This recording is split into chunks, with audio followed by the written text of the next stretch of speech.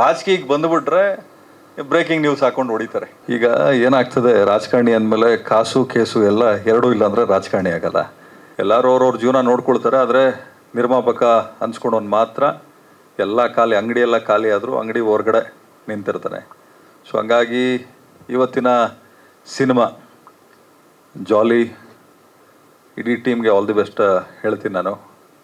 ಅದೇ ರೀತಿ ನನಗೆ ಬಂದಾಗಲೂ ಹೇಳಿದೆ, ಈಗ ಸಿನಿಮಾ ಬಿಸ್ನೆಸ್ ಏನಂತ ಚೆನ್ನಾಗಿಲ್ಲ. ಸೊ ಹಂಗಾಗಿ ಜವಾಬ್ದಾರಿಯಿಂದ ಮಾಡಿ ಅಂತ ಕಾರ್ಯಕ್ರಮಕ್ಕೆ ಕರೆದಿದ್ದಾರೆ. ನಾನು ಅವ್ರಿಗೆ ಧನ್ಯವಾದ ಹೇಳ್ತೀನಿ. ಅದೇ ರೀತಿ ಪ್ರವೀಣ್ನವರು ಹೇಳ್ತಾಯಿದ್ರು ನಮಗೆ ಸಿನಿಮಾ ಕ್ವಾಲಿಟಿ ಅನ್ನೋ ವಿಚಾರಕ್ಕೆ ಬಂದಾಗ 100%. ಯಾಕೆಂದರೆ ನಾನು ಏನೇ ಕೆಲಸ ಮಾಡಲಿ ನಮ್ಮ ಹೆಸರು ಉಳ್ಕೊಳ್ಳೋ ರೀತಿ ನಾವು ಕೆಲಸ ಮಾಡಬೇಕು. ನನ್ನ ಪ್ರಕಾರ ಸಿನಿಮಾಗೆ ಯಾರಾದರೂ ಒಬ್ಬ ಹೀರೋ ಇದ್ದರೆ ಅದು ಪ್ರೊಡ್ಯೂಸರ್ ಹೀರೋ.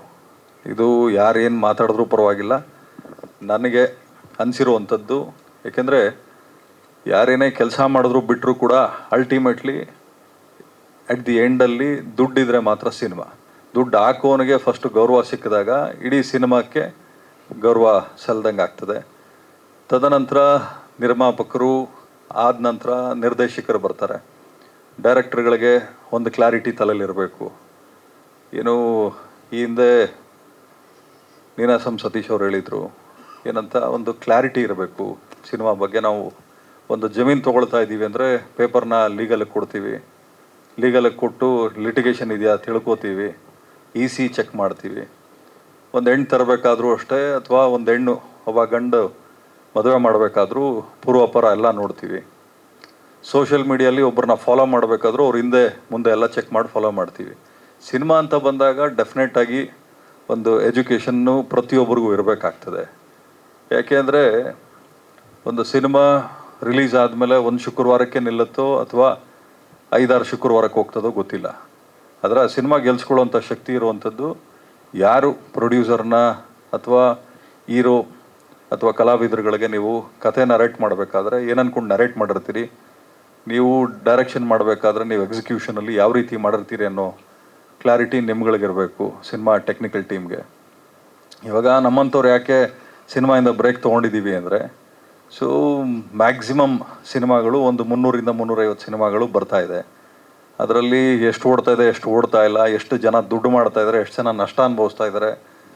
ನಮ್ಮ ಏನು ಚೇಂಬರ್ ಲೀಸ್ಟ್ ಬಾದರ್ಡ್.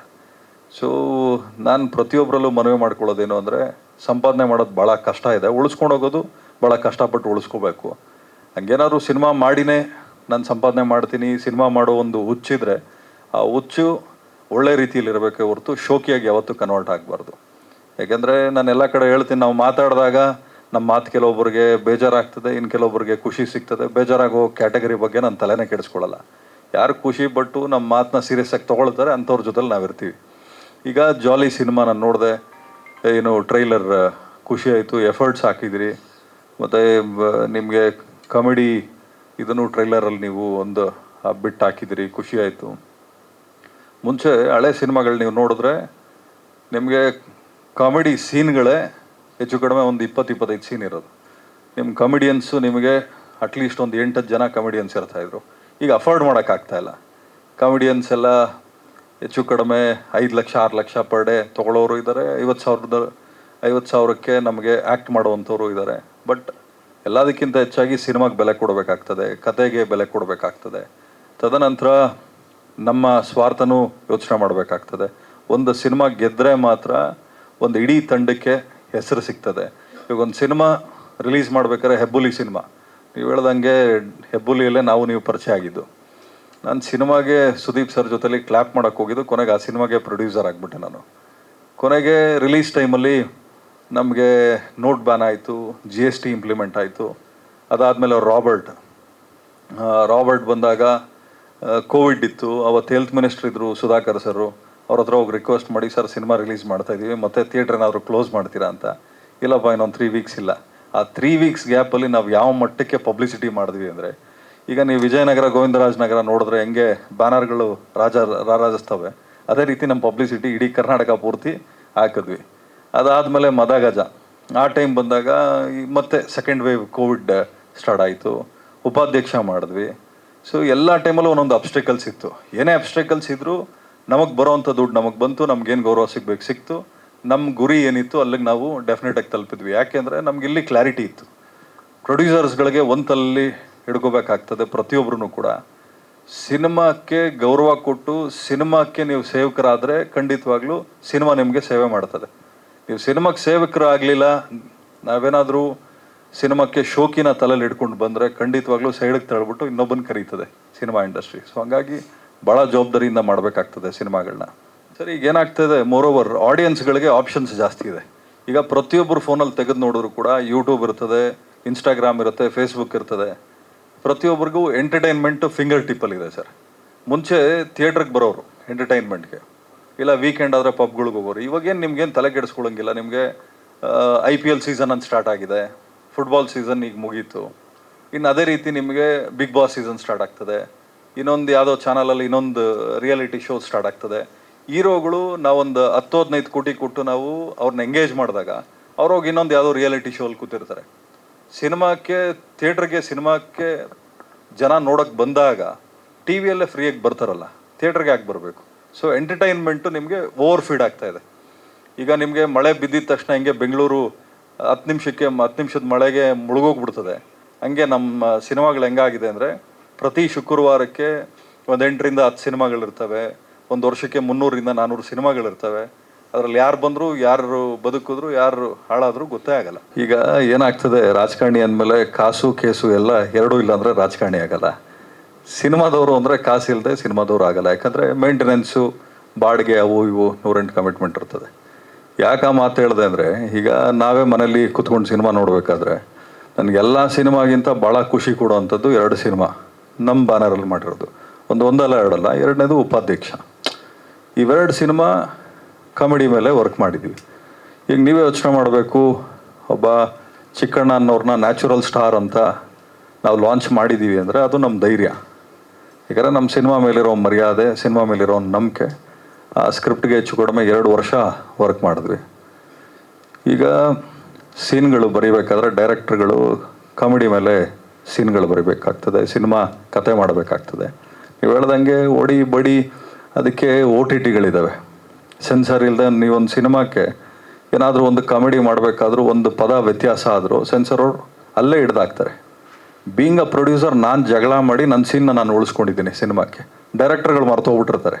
ನಾನು ಕೂತ್ಕೊಂಡು ಒಂದ್ಸಲಿ ಕತೆ ಕೇಳಿದ್ಮೇಲೆ ಯಾವ ಕಥೆಯಲ್ಲಿ ಏನೇನಿದೆ, ಯಾವ ಡೈಲಾಗ್ ಇದೆ ನನ್ನ ತಲೆಯಲ್ಲಿ ಹಿಡ್ಕೋತೀನಿ. ಅದು ಬಿಟ್ಟು ಬೇರೆ ಏನೇ ಕೇಳಿದ್ರು ನನಗೆ ನೆನಪಿರಲ್ಲ. ವ್ಯಾಪಾರ ಅನ್ನೋದು ಒಂದೇ ನನಗೆ ನೆನಪಿರೋದು, ಸಂಬಂಧಗಳು ನೆನಪಿರ್ತದೆ. ಯಾಕೆ ಈ ಮಾತು ಹೇಳಿದೆ ಅಂದರೆ, ನೋಡಿ, ನಾವು ಉಪಾಧ್ಯಕ್ಷ ಇದು ಮಾಡಬೇಕಾದ್ರೆ ಸೆನ್ಸರ್ ಬೋರ್ಡ್ ಅವ್ರಿಗೆ ನಾನು ಕೇಳಿದೆ, ಅಲ್ಲ ಸರ್, ನಿಮಗೆ ಕಾಮಿಡಿ ಶೋಗಳಿಗೆ ನೀವು ನೋಡ್ತಾ ಇದ್ರೆ ಇಂಟಿಮೆಸಿ ಸೀನ್ ಇಡ್ತಾರೆ, ಡೈಲಾಗ್ಗಳೆಲ್ಲ ಡಬಲ್ ಅಲ್ಲ, ತ್ರಿಬಲ್ ಅಲ್ಲ, 10 ಟೈಮ್ಸ್ ಅದೊಂಥರ ವಿಚಿತ್ರ ಡೈಲಾಗ್ಗಳು ಇಡ್ತಾರೆ. ನಿಮಗೆ ಅಡ್ವರ್ಟೈಸ್ಮೆಂಟ್ಸ್ ತುಂಬ ಇಂಟಿಮೆಸಿ ಸೀನ್ ಇಡ್ತಾರೆ. ನಾವು ಸಿನಿಮಾದಲ್ಲಿ ಒಂದೇ ಒಂದು ಚಿಕ್ಕ ಸೀನ್ ಇಟ್ಬಿಟ್ರೆ ಕಟ್ ಮಾಡಿಸ್ತಾರೆ. ಆ ಬೋರ್ಡಲ್ಲಿ ಕೂತಿರೋರು ಯಾರು? ಆರ್ಟಿಸ್ಟ್ಗಳೇ ಕೂತ್ಕೊಳ್ತಾರಲ್ಲಿ. ಅವ್ರು ನಮ್ಮ ಹತ್ರ ವಾದ ಮಾಡ್ತಾರೆ, ನೀವು ಡಿಲೀಟ್ ಮಾಡಬೇಕು ಅಂತ. ಒಂದು ಚಿಕ್ಕ ಪದನ ಡಿಲೀಟ್ ಮಾಡಬೇಕು ಅಂತಾರೆ. ಈಗ ಕಾಮಿಡಿ ನಾವು ಯಾಕೆ ಇಂಪಾರ್ಟೆನ್ಸ್ ಕೊಡಬೇಕು ಅಂದರೆ, ಸಿನಿಮಾಕ್ಕೆ ಬರೋವಂಥವ್ರು ಯಾರು ಸ್ಟ್ರೆಸ್ ತೊಗೊಳಕ್ಕೆ ಬರಲ್ಲ, ಸ್ಟ್ರೆಸ್ ಬಸ್ಟ್ರಾಗಿ ಸಿನಿಮಾ ನೋಡೋಕ್ಕೆ ಬರ್ತಾರೆ. ಈಗ ಉಮಾಶ್ರೀ ಮೇಡಮ್ದು ನೀವು ಹೇಳಿದ್ರಿ, ಅವತ್ತಿನ ಕಾಲದಲ್ಲಿ ನಿಮಗೆ ಡೈರೆಕ್ಟರ್ಗಳ ವಿಷನ್ ಏನಿತ್ತು ಅಂದರೆ ಕತೆ ಮೇಲೆ ಕುತ್ಕೊಂಡು ಫೋಕಸ್ ಮಾಡೋರು. ಇವತ್ತು ಹೀರೋ ಎಲಿವೇಶನ್ ಕೇಳ್ತಾರೆ, ಬಿಲ್ಡಪ್ ಸೀನ್ ಕೇಳ್ತಾರೆ. ಈಗ ಸಿನಿಮಾ ಪೂರ್ತಿ ಬಿಲ್ಡಪ್ ಸೀನೇ ಆಗಿಬಿಟ್ರೆ ಸಿನಿಮಾ ಎಲ್ಲಿರ್ತದೆ? ಹೀರೋ ಸೆಂಟ್ರಿಕ್ ಸಿನಿಮಾಗಳು ಕಡಿಮೆ ಆಗಬೇಕು. ನಿಮಗೆ ಉಪಾಧ್ಯಕ್ಷ ನೀವು ನೋಡ್ಬೋದು, ಹೀರೋ ಸೆಂಟ್ರಿಕ್ ಇಲ್ಲವೇ ಇಲ್ಲ. ಎಲ್ಲೂ ಹೀರೋ ಹೊಡೆದಿಲ್ಲ, ಒದೆ ತಿಂದಿದ್ದಾನೆ ಹೊರತು ಹೀರೋ ಎಲ್ಲೂ ಹೊಡೆದಿಲ್ಲ. ಸೊ ನಾವು ಕಾಮಿಡಿಗೆ ಕೊಡುವಂಥ ಆದ್ಯತೆ ಅದು. ನಾನೇನು ಹೇಳ್ತೀನಿ ಖಂಡಿತವಾಗ್ಲೂ ಅದನ್ನು ಮಾಡ್ತೀನಿ. ಅದೇ ರೀತಿ ಕಾಮಿಡಿಯನ್ಸು ಯಾಕೆ 50,000ದಿಂದ 5 ಲಕ್ಷದವರೆಗೂ ಇದ್ದಾರೆ ಅಂತ ಹೇಳಿದ್ದು ಅಂದರೆ, ಕೆಲವೊಂದಷ್ಟು ಸಲ ಡೈರೆಕ್ಟ್ರು ಕತೆ ಬರೀಬೇಕಾದ್ರೆ ಒಬ್ಬ ವ್ಯಕ್ತಿಗೆ ಅಂತ ಕತೆ ಬರೆದು ಬಿಡ್ತಾನೆ, ಅಡ್ಜಸ್ಟೇ ಆಗಲ್ಲ. ಪ್ರೊಡ್ಯೂಸರ್ಗೆ ಡಿಮ್ಯಾಂಡ್ ಮಾಡ್ತಾರೆ, ನೀವು ಇಂಥವ್ರನ್ನೇ ನಮಗೆ ಕೊಡಬೇಕು ಅಂತ. ಸೊ ಅಫೋರ್ಡ್ ಮಾಡೋಕ್ಕಾಗಲಿಲ್ಲ ಅಂದರೆ ಸೀನ್ನ ಸ್ಕ್ವೀಸ್ ಮಾಡ್ತಾರೆ. 15 ದಿವಸನೋ 20 ದಿವಸನೋ ಇರ್ತದೆ. ಅವಾಗೇನಾಗ್ತದೆ, 10 ದಿವಸಕ್ಕೆ ಕೂರಿಸ್ಕೊಳ್ತಾರೆ. ಆ ದುಡ್ಡನ್ನ ಏನು ಕೊಡ್ತಾರೆ, ಕಾಂಪನ್ಸೇಟ್ ಮಾಡಿ ಬ್ಯಾಲೆನ್ಸ್ ಮಾಡಿಬಿಡ್ತಾರೆ. ಅದಾಗಬಾರ್ದು ಅಂತಂದರೆ ಕೆಲವೊಂದಷ್ಟು ಒಳ್ಳೆ ಸಿನಿಮಾಗಳಿಗೆ ಸ್ವಲ್ಪ ಪ್ರೊಡ್ಯೂಸರ್ನು ಗಮನದಲ್ಲಿ ಇಟ್ಕೊಂಡು, ಅಥವಾ ಡೈರೆಕ್ಟರ್ಗಳು ಅಷ್ಟೇ, ಬರೀ ಹೀರೋ ಸೆಂಟ್ರಿಕ್ಕು ಮಾಸ್ ಬಿಟ್ಟು ಕಾಮಿಡಿ ಬಗ್ಗೆ, ಮಾರಲ್ಸ್ ಬಗ್ಗೆ ಸಿನಿಮಾ, ಏನು ಮಾರಲ್ ಏನು ಎಲ್ಲ ಸೀನಲ್ಲೂ ಇರಬೇಕಾಗಿಲ್ಲ, ಅಟ್ಲೀಸ್ಟ್ ಒಂದೊಂದು ಸಾರ್ಟ್ ಆಫ್ ಇದರಲ್ಲಿ ಆದ್ಯತೆ ಕೊಡಬೇಕಾಗ್ತದೆ. ಆಮೇಲೆ ಸಿನಿಮಾಗಳು ಗೆದ್ದಾಗ ಮಾತ್ರ ನಿಮಗೆ ಕ್ವಾಲಿಟಿ ಆಫ್ ಸಿನಿಮಾಗಳು ಬರ್ತವೆ, ಕ್ವಾಲಿಟಿ ಆಫ್ ಡೈರೆಕ್ಟರ್ಸ್ ಬರ್ತಾರೆ, ಕ್ವಾಲಿಟಿ ಆಫ್ ಪ್ರೊಡ್ಯೂಸರ್ಸು, ಆರ್ಟಿಸ್ಟ್ಗಳು ಉಟ್ಕೊಳ್ತಾರೆ. ಆಮೇಲೆ ನಾವು ಯಾವ ಸಿನಿಮಾ ಮಾಡಿದಾಗಲೂ ಅಷ್ಟೇ, ನನಗೆ ಕಾಮಿಡಿ ಮೇಲೆ ಕೆಲಸ ಮಾಡು ಅಂತ ಡೈರೆಕ್ಟರ್ಗಳಿಗೆ ಹೇಳ್ತೀನಿ. ಇವಾಗ ಹೆಬ್ಬುಲಿಯಲ್ಲಿ ಚಿಕ್ಕಣ್ಣ ಅವರು ಇದ್ದರು, ಸೆಕೆಂಡ್ ಕಟ್ ಮಾಡಿದ್ರೆ ರಾಬರ್ಟಲ್ಲಿ ಚಿಕ್ಕಣ್ಣ ಅವ್ರು ಇರಲಿಲ್ಲ. ಆ್ಯಕ್ಚುಲಿ ನಾನು ಹೇಳ್ದೆ, ನನ್ನ ಸ್ನೇಹಿತನಪ್ಪ, ಸಿನಿಮಾ ನಂದು, ನಾನು ಹೇಳ್ದಂಗೆ ನೀನು ಸಿನಿಮಾ ಮಾಡ್ಬೇಕು, ನೀನು ಹೇಳ್ದಂಗೆ ನಾನು ಕೇಳೋಕ್ಕಾಗಲ್ಲ, ನನ್ನ ಸ್ನೇಹಿತ ಸಿನಿಮಾದಲ್ಲಿ ಇರಬೇಕು ಅಂತೇಳಿ ಚಿಕ್ಕಣ್ಣ ಅವ್ರನ್ನ ಆ ಸಿನಿಮಾಲಿ ಕ್ಯಾರಿ ಓವರ್ ಮಾಡಿದ್ವಿ. ಮದಗಜ ಅಗೇನ್ ರಿಪೀಟ್ ಮಾಡಿದ್ವಿ. ಶಿವರಾಜ್ ಕೇರ್ಪೇಟೆ ಅವರು ಇದರಲ್ಲೂ ಇದ್ದರು, ಅದರಲ್ಲೂ ಇದ್ದರು. ಧರ್ಮಣ್ಣ ಅವರು ನಿಮಗೆ ಗೊತ್ತು, ಧರ್ಮಣ್ಣ ಅವರು ರಾಬರ್ಟಲ್ಲೂ ಇದ್ದರು, ಉಪಾಧ್ಯಕ್ಷಲ್ಲೂ.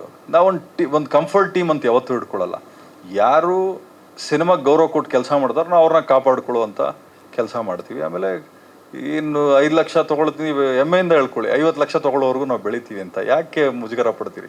ರಾಜಕೀಯಕ್ಕೆ ಬಂದಮೇಲೆ ಫೀಮೇಲ್ ಅಂತ ಅನ್ನೋಂಗೆ ಇಲ್ಲ, ಕತೆ ಕಟ್ಬಿಡ್ತಾರೆ. ಸಿನಿಮಾ ಪ್ರೊಡ್ಯೂಸರ್ ಆದಾಗ ರೊಮ್ಯಾಂಟಿಕ್ಕಾಗಿ ಹೇಳ್ತಾರೆ, ನಮ್ಮ ಹೀರೋ ರೊಮ್ಯಾಂಟಿಕ್ ಅಪ್ಪ, ನಮ್ಮ ಪ್ರೊಡ್ಯೂಸರ್ ರೊಮ್ಯಾಂಟಿಕ್ಕು ಅಂತ. ರಾಜಕೀಯಕ್ಕೆ ಬಂದುಬಿಟ್ರೆ ಬ್ರೇಕಿಂಗ್ ನ್ಯೂಸ್ ಹಾಕೊಂಡು ಹೊಡಿತಾರೆ.